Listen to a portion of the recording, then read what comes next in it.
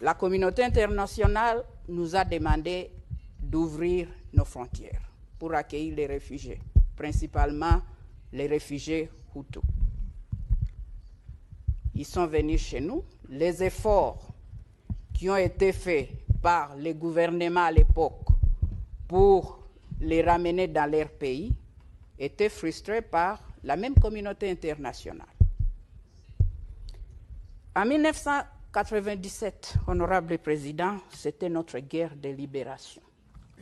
Après 32 ans de dictature, il y avait eu la guerre de la libération. On a libéré notre pays de dictature par notre troisième président, de heureuse mémoire, M. Laurent Désiré Kabila.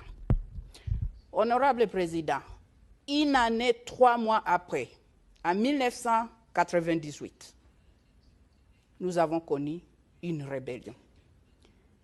Et une rébellion de RCD Goma, qui était soutenue par nos voisins du Rwanda.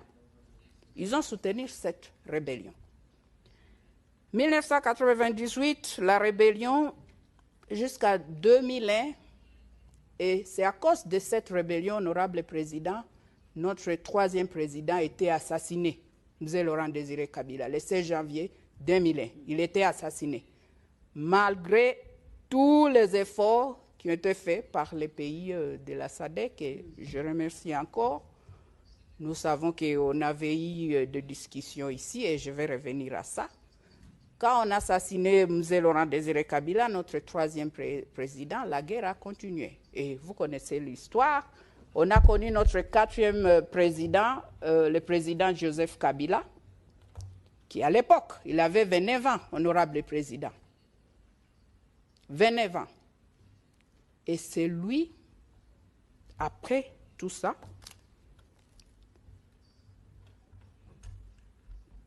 nous avons entré dans de dialogues, de discussions, et c'était ici en Afrique du Sud, avec le mouvement rebelle du RCD Goma.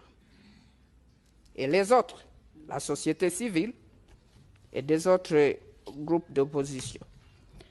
Honorable président, de 1998 à 2003, le RCD Goma a occupé la partie est de la République démocratique du Congo, c'est-à-dire le Nord Kivu, partie du Sud Kivu. La RCD Goma, Rassemblement des Congolais pour la démocratie, c'était ça. Ils ont occupé cette partie de la République démocratique du Congo avec le soutien de notre voisin, le Rwanda. Ils ont fait 5 ans dans cette partie de notre pays. Mais ils n'ont jamais délogé les FDLR, qui sont des groupes de, je ne sais pas si c'est, comment je peux dire, ce sont des génocidaires, comme il dit, mais ce sont des Rwandais. Ce sont des Rwandais qui sont venus là, comme je vous ai expliqué, j'ai expliqué à cette auguste plénière, mais ils n'ont jamais délogé pendant 5 ans ces groupes de FDLR. Jusqu'à aujourd'hui, ils sont là-bas. Si eux, ils n'étaient pas en mesure de faire ça pendant 5 ans, qu'ils ont occupé notre territoire, honorable président, pourquoi nous parlons de cette histoire jusqu'à aujourd'hui? Excusez-moi, je vais dire, c'est de la mauvaise foi. Parce que l'FDLR a tué beaucoup de Congolais, plus que les Rwandais. L'FDLR opère dans notre territoire. nous avons 2 345 000 km². Mais il y a des pays qui sont plus grands que nous, mais on gère les pays, c'est possible de gérer. Honorable Président, c'est ça le problème d'aujourd'hui. Le Rwanda a toujours dit que non, il y a des tentatives d'attaquer le pays, mais je ne sais pas s'il y a un seul jour, que l'honorable peut nous dire, et je ne crois pas que je demande une réponse, qui peut nous dire qu'il y a eu l'FDLR qui est entré dans leur territoire. Honorable Président, en 2003, nous avons connu un gouvernement d'un président avec 4 vice-présidents, la première en Afrique. C'était notre souci de ramener la paix dans notre pays, de reconstruire la paix, de construire la paix et reconstruire notre pays. On ne peut pas parler de développement d'un pays ou même de la région des Grands Lacs s'il n'y a pas la paix.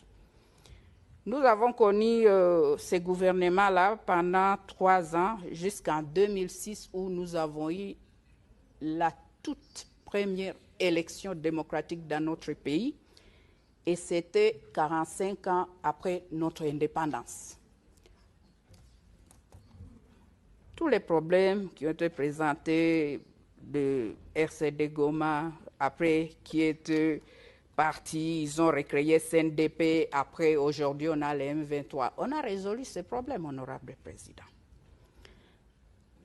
En 2013, les M23 que nous parlons aujourd'hui, que nous évoquons aujourd'hui, a été de fait par l'armée congolaise, les forces armées de la République démocratique du Congo. Et toutes ces années, ils ont même écrit, ils ont signé un communiqué pour dire non, il n'y aura plus de la guerre, ils vont participer dans les efforts de paix et politique dans leur pays.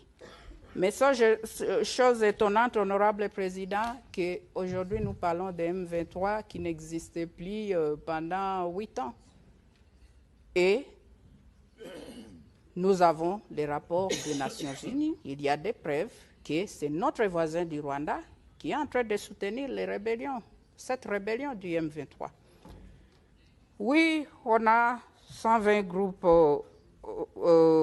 armés et tout ça, mais ce n'est pas ça le problème. Le plus grand problème, c'est le M23 qui est soutenu par nos voisins du Rwanda.